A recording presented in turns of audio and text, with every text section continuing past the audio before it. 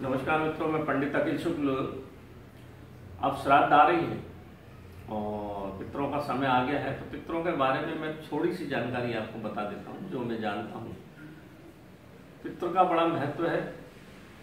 पितृ आपके जो पूर्वज, जो आपके पिता हैं, वो अभी राक्षस योनि में रहते हैं, उनके ऊपर वाले पितृ में हैं, फिर वो देवता में हैं। फिर आप जब राक्षस योनि में मृत्यु उपरांत बनेंगे तो आपके पिता फिर ऊपर पितृ चले जाएंगे। ऐसे ऊपर प्रमोशन होता रहता है। और पितृ दोष और ये पितृ पूजा बड़ी महत्व की है मित्रों। इसलिए छोटा सा उपाय है, अगर आप करते हैं तो आपके घर में ही पूरे पितृदोष आपके दूर हो जाते हैं। और पितृदोष आपको ही उपाय करना चाहिए, दूसरे का कराया हुआ पितृदोष की पूजा से ज़्यादा लाभ होता नहीं, जब तक आप खुद ना उनकी श्रद्धा भाव से पूजा करें। श्राद्ध पक्ष आने वाला है, इसलिए उसको श्राद्ध पक्ष बोलते हैं। इसमें कुछ महत्वपूर्ण चीज़ें हैं जिन पर विशेष ध्यान रखिए और उस विधि से करिए। छोटा सा है, करते समय अगर विधि विधान से अगर कोई काम नहीं किया गया तो उसका आशातीत लाभ होता नहीं। जैसा कि हम जानते हैं, आजकल तो कोई लोग कुछ भी कर रहे हैं। आपके शरीर में जो आत्मा का प्रवेश होता है वो माँ के माध्यम से होता है। टेस्ट ट्यूब बेबी भी बनाते तो गर्भ में रखना पड़ता है। संसार की कोई चीज ऐसी नहीं है जो आत्मा का प्रवेश बिना माँ के गर्भ के करा दे, ये सत्य है।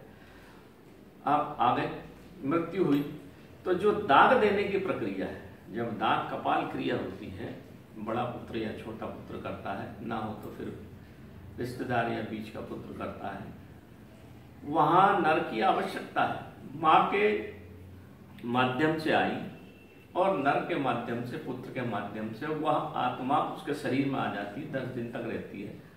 13वीं के बाद, पिंडदान के बाद वो वापस जाती है। आजकल अग्नि जो है पुत्री को द्वारा दे दी जाती, गलत है। वो कभी आत्मा जा ही नहीं सकती। आत्मा आएगी एक रास्ते से, जाने का दूसरा रास्ता, ये बिल्कुल सत्य है, इसमें कोई दो मत है ही नहीं। दूसरी बात, पितृ की पूजा करें तो उसमें सामग्री कोई ज्यादा नहीं रहती। तांबे की एक थाली ले लीजिए, जौ, काले तिल, जौ और साबुत देसी चावल, उसमें टूटा हुआ चावल नहीं होना चाहिए, और तांबे का लोटा जिसमें कलाई बंधी हो, इस तरह से कलाई बंधी हो, और इसमें जल, नर्मदा जल डाल दें तो बहुत अच्छा। सफेद फूल, दूध या सफेद फूल चांदनी के जिसमें दूध निकलता हो, और गाय का दूध, एक बाल्टी में आप दूध, फूल, थोड़ा सा चंदन, ये भर के आप एक बाल्टी में उल्टे हाथ तब रख दीजिए। और पवित्री, ये इसको बोलते हैं, ऐसी पवित्री बनाई जाती है। 3 जो रेशे रहते हैं आपके कुश के, उससे ये बनाई जाती है पवित्री। इसको 2 उंगली में धारण करते सब जानते हैं। मेरा मुख्य उद्देश्य है बैठने की व्यवस्था और तर्पण कैसे किया जाता है, ये महत्वपूर्ण है। 3 तरह का तर्पण होता है। सबसे पहले पूर्व मुख होके देव तर्पण, उत्तर मुख होकर ऋषि तर्पण, और दक्षिण मुख होके पितृ तर्पण। ये 3 तर्पण है।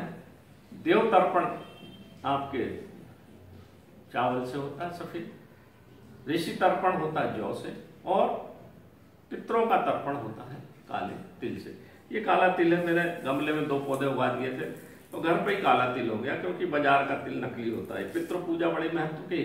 पितृ प्रसन्न रहेंगे, आपके यहाँ आते हैं तो पितृ जो है पॉजिटिव ऊर्जा या ब्रह्म या देवता, कुछ भी कहें, आपके और उनके बीच का एक सेतु है। आपकी तकलीफ को वहां तक पहुंचाना और आपको सुखी रखना, ये उनका काम है। अगर वो प्रसन्न रहे, आपने ये पूजा कर ली, और अगर नहीं की तो फिर आप नाना प्रकार के कष्ट भुगतते रहते हैं।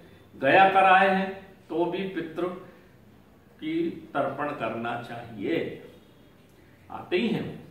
तो मैं आपको बता दिया, मैंने आपको सबसे पहले आपकी सामग्री ये हो गई। थोड़ा सा आप घी का दीपक रखिए और कंडे एक पात्र में रख दीजिए, कंडे में आग जला दीजिए, धूप देके उनका आह्वान करिए। दीप का जलना पूरे टाइम आवश्यक है। दीप प्रज्वलित कर दीजिए, आह्वान कर दीजिए आपके पितृ, देवी देवता और ऋषि को बड़ी श्रद्धा भाव से उनको आह्वान कर दीजिए, वो आ गए। अब आप पूर्व की तरफ मुख करके बैठ गए। तो जब भी आप अपने देवताओं को तर्पण करेंगे, हाथ में चावल रख के, तो लोटे को इस तरह से पकड़िए और ये 3 रेसे की बनी हुई जो उसकी है, उसका है, इसको आप ऐसे पकड़िए, ऐसे, और थोड़ा सा जल ऐसे लेना है हाथ से और कुछ अग्र से, कुछ अग्र भाग से ऐसे छोड़ना, धीरे धीरे ऐसे ऐसे ऐसे जाना चाहिए। और जब आप ऋषि को तर्पण करेंगे तो उसको ऐसे बीच में रख लीजिए और ऐसे जल लीजिए और ऐसे छोड़िए, उसमें से गिरना चाहिए जल, ये देखिए ये। और जब आप अपने पितरों को देंगे तो ऐसे लीजिए जल, ऐसे धीरे से इस हाथ से इस हथेली पे लीजिए ये, और धीरे से ऐसे छोड़िए, ये देखिए ऐसे जाना चाहिए। ये विधि है, ये महत्वपूर्ण विधि है। ये ऐसे आराम से पूरा जल पितरों को जाना चाहिए, ये तो जल है। जब आप दीपक जला दिया आपने सब, अब मैंने आपको ये तर्पण की विधि बता दी। तो जब आप देव को देंगे तो हाथ में चावल रख लीजिए, ऋषि को देंगे तो आप जौ रख लीजिए, पितरों को देंगे तो काला तिल इस हाथ में रखिए, जल लीजिए और मैंने जो विधि बताई है उस विधि से तर्पण करिए। अब बैठने का तरीका देखिए। बैठने का तरीका बहुत महत्वपूर्ण है मित्रों। पूर्व की तरफ मुंह करके पालती मार के बैठना है। ऋषि तर्पण में आपको जनेऊ सीधे तरफ रहेगा, इस तरफ मुंह करके बैठेंगे, पूर्व उत्तर इस तरफ है। और जब आप अपने पितरों को देंगे तो एक पैर ऐसा मुड़ा और एक पैर ऐसा, ये कोई नहीं बताएगा आपको, किसी किताब में नहीं। ये ऐसा बैठना है, आप थोड़ा कष्ट होता है, फिर आपको तर्पण करना। ऐसा क्यों? जब आप ऐसे बैठते हैं तो भोजन ग्रहण करते हैं, ये ग्रहण आसन है। और जब आप ऐसे बैठते हैं, दोनों पैर ऐसे करके लैट्रिन में ऐसे, तो ये त्याग आसन है, ये त्याग। और जब आप एक मोड़ के और एक ऐसा बैठते हैं तो न ये त्याग है न ग्रहण है, ये मध्य है। ये बहुत महत्वपूर्ण है। इस विधि से ही तर्पण करना चाहिए। और पितरों को तर्पण करने टाइम जनेऊ को सीधे हाथ से उल्टे हाथ तरफ, एक गमछा जो रहता है उसको भी उल्टे हाथ तरफ, इस विधि से तर्पण करना चाहिए। ये विधान किसी किताब में नहीं लिखा है मित्रों। हम बड़े किस्मत की बात कि हमारे घर में बड़े पंडित भी हुए हैं, आयुर्वेदाचार्य भी हुए हैं, उन्होंने हमको जो सिखाया। और ये पितृ का समय आ रहा है, आप इस विधि से बड़े आराम से करिए, कोई जल्दीबाजी नहीं है, तो आपको बहुत आशातीत लाभ मिलेगा मित्रों।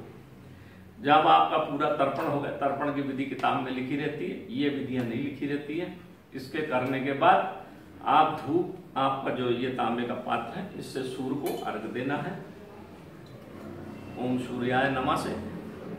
इस जल को उठाने के पहले आपने जो कुछ आपके घर में जो कुछ भी बना हो उससे अपने पितरों को भोजन लगा दीजिए और हाथ जोड़ के बड़े विनम्र भाव से प्रार्थना करिए कि हमारे घर में जो कुछ भी गरीबी में जो कुछ भी बना था इसको आप ग्रहण करिए और आप कल फिर वापस आइए ताकि हम आपकी तर्पण विधि से तर्पण कर सकें। ऐसा करके उनको विदा करिए। इसके बाद इस जल को किसी गमले में डाल दीजिए। एक दीपक शाम को घी का अपने गेट पे जरूर जलाना है, बिल्कुल। बाकी आपको सब मालूम है, जब पवित्री कैसी पहनना है। एक तो और एक चीज मैं बताना भूल गया, 9 कुश लीजिए, 9 कुश।